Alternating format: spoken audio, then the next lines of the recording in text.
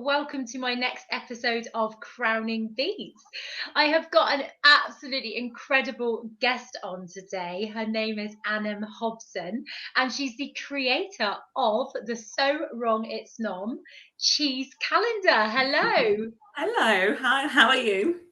I'm very, very good, thank you. I'm so excited. I think this is going to be my exciting interview I've ever done in my life because I am such a cheese fan. It So will get you into the festive spirit. it definitely. It's so good around Christmas, isn't it?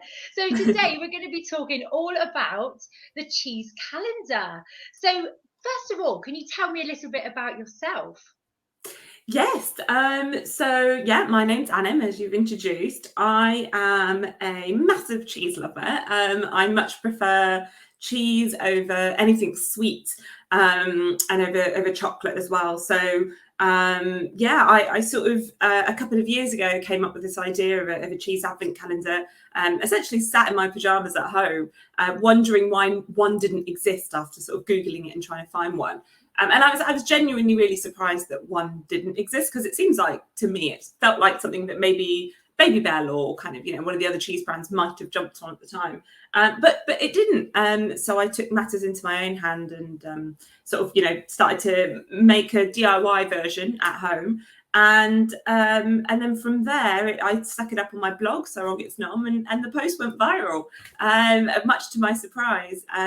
And yeah, quite a few years on, about 6 years on, here we are. And I actually managed to turn that sort of handmade prototype into a real physical product and have it into stores. And it started off in the UK, and now it's in over 16 different countries around the world. So yeah, it's Oh, a kind of a bit of a pajama success. Is that a thing?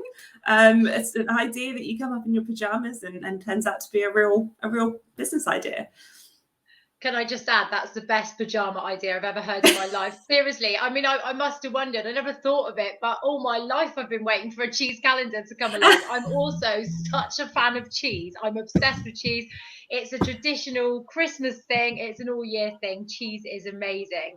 So, how did you think of the idea in your pajamas? We just sort of sat there and just it just come into your head, and then you just like, I need to make one of these. Yeah, I mean, I never intended it to turn out to be the phenomenon that it has turned out to be. I think when we first sort of thought about it, I sat at home with my husband, and it was just, honestly, the intention of it was just to have a bit of a laugh.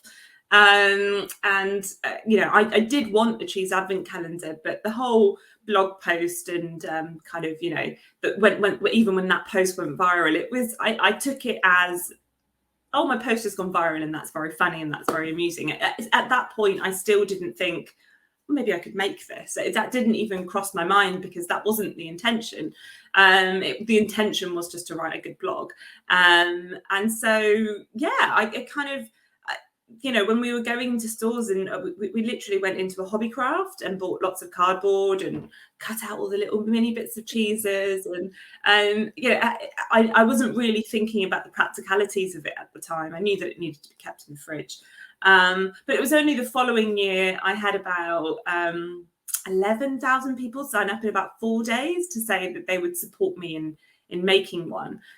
So actually, that support network that I had in the early days is a massive part of why I'm even making it now, because I was able to use those signups in the early days as my proof of concept. Because I didn't work in retail, I didn't work in cheese, I didn't know how any of this worked. And all I knew, because I had a background in marketing and PR, was that I can use this data essentially to kind of prove to partners that I want to work with, or retailers, that there is a demand here for this. So that's all I knew how to do. That was the only part I knew how to do. But you'll be surprised when things like that go viral, how many people actually do contact you and offer their advice. I did have a lot of packaging companies getting in touch with me, and a few other kind of people that knew buyers and so forth in stores. So it takes a lot of work, but you do end up piecing it all together. Oh, that's incredible. So you said it has to be kept in the refrigerator. Yeah, So a lot of people might not be aware of that, but they do have to be kept yeah, in the yeah. fridge. But it's so worth the room in the fridge. If you've got a household that wants household of three that wants three, then that can take up quite a bit of room in the fridge, but it's very good. But actually, you said that, Dion, but actually the design, the UK one's designed so after the first 12 days, you can tear it down the middle. So it should save space in your fridge. So we've thought about the kind of, you know, especially around Christmas. I don't know about you, but my fridge is packed. Yeah, definitely. I noticed you changed that, because did you change that last year where you could rip it in half? Yes. Yeah, we did. We were playing around with the box design a little bit, actually. We've been playing around with different sizes, different materials, trying to make it more recyclable as well. That's really important to us. And we've been playing around with whether the cheese is in stick format or chuckle format, which is like the little circles, little tiny little wheels of cheese. So a lot of that comes again from feedback, because when I did that sign up where we had 11,000 people, well, actually that little community has grown to kind of close to 30,000 people now. And they are people that kind of followed the journey from the beginning. And very often at the end of each sort of year, I'll go to them for feedback, really, and ask them what worked, what didn't work, what do you want to see more of. And so a lot of that sort of packaging suggestions has actually come from the cheese community. So it's been nice to be able to play around with it. That's fabulous. Yeah, I've noticed the changes over the years. Well, I suppose everyone's going to want to know, that hasn't had a cheese calendar yet, what types of cheese is in the calendar? So we have 9 different varieties of cheese, and there really is. I always say this, but there really is something for everyone. So I'm going to refresh my memory, but we have an applewood.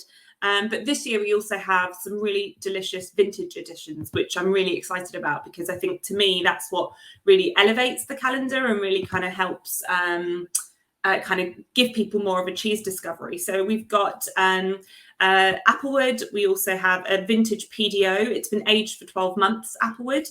So it really kind of takes that lovely smoky flavour that you have, but gives you a kind of deeper flavour. We've also got a brand new cheese, which is my new favourite, I think. It's a cheddar with apple, onion and sage, which is a really delicious, super festive flavour.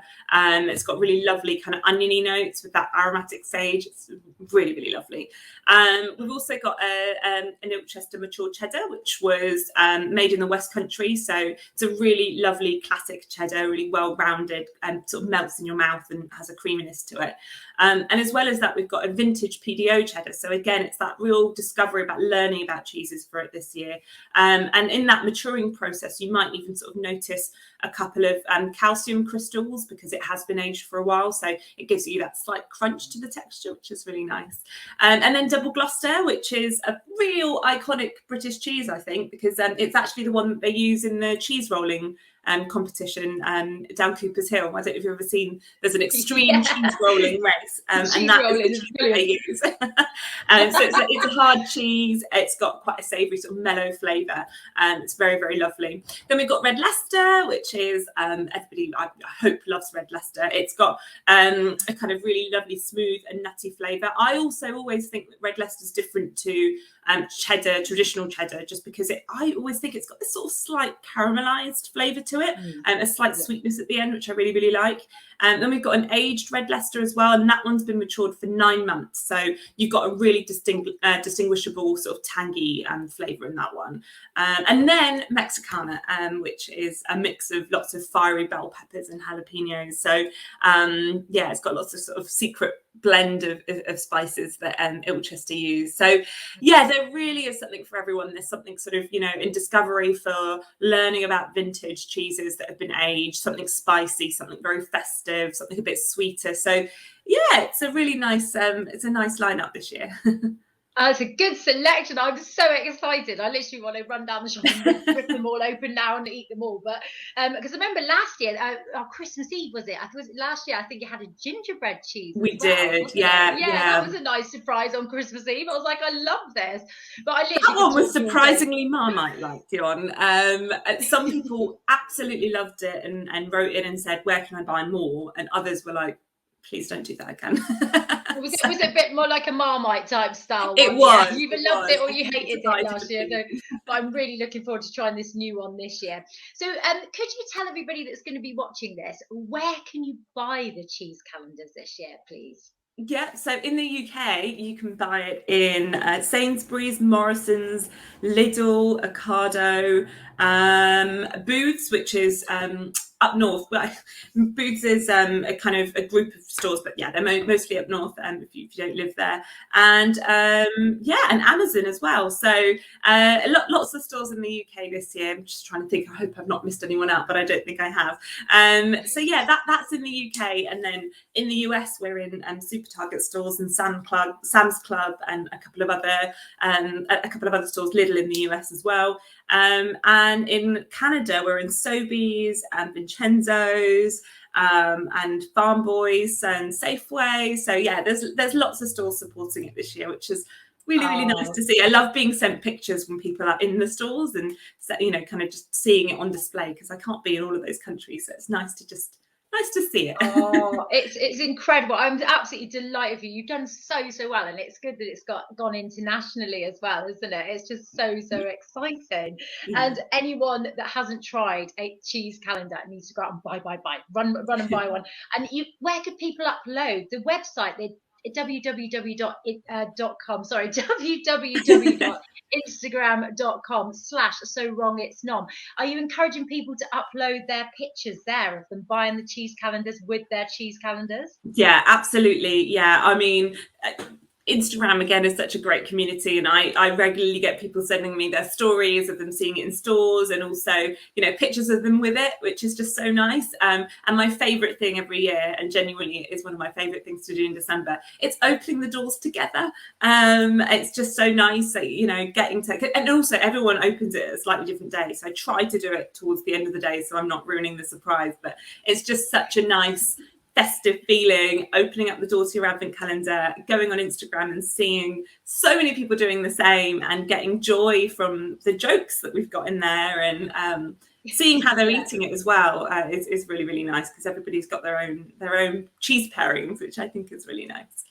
Oh no, it's incredible. It's definitely become a Christmas tradition in our house, and normally it actually comes out around about the time of me and my husband's anniversary, which is about the middle of November. So it's kind of a thing where we need to go and, like, I remember one year, a couple of years ago, we were going out for the day for our anniversary, but I knew the cheese calendar was out that morning. I was like, right, hold everything. Before we get on the train to go out for the day, I need to go to Asda to buy the cheese calendar, or Lidl's, or I can't remember where I went that year. Yeah. But I needed to have that done in the fridge, ready, so I know I had it before I could enjoy my day. So it's been a big thing in our house for years and years. And like I say, it's great to open with the children, your partner, and it is just a wonderful thing, isn't it? So, and I can't wait to have mine. I'm so excited. I can't wait to hear what you think.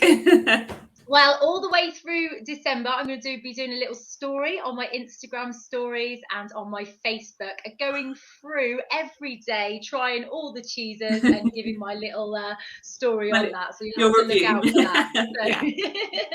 But anyway, it has been an absolute pleasure having you on. You've just been incredible. And thank you for having me. It's been really nice to chat to you. I just love to talk to people about cheese, honestly. I talk to cheese people all day. I just love cheese. So it's a good conversation starter too, isn't it? Yeah, it's amazing, isn't it? But thank you so much for coming on today on Crowning Beats. Thank you. Thank you, Dion.